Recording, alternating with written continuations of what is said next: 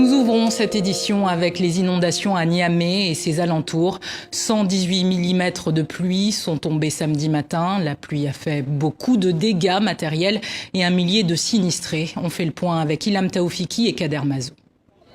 Il a fallu quelques heures de pluie torrentielle samedi matin pour que Saleh Mossi perde tout ce qu'elle possédait.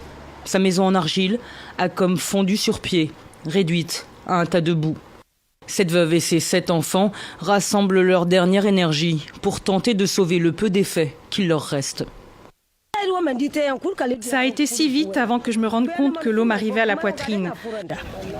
Heureusement que nous avons été secourus, mes enfants et moi, par les voisins. Je n'ai rien emporté. Même ces habits que j'ai sur moi, c'est quelqu'un qui me les a donnés.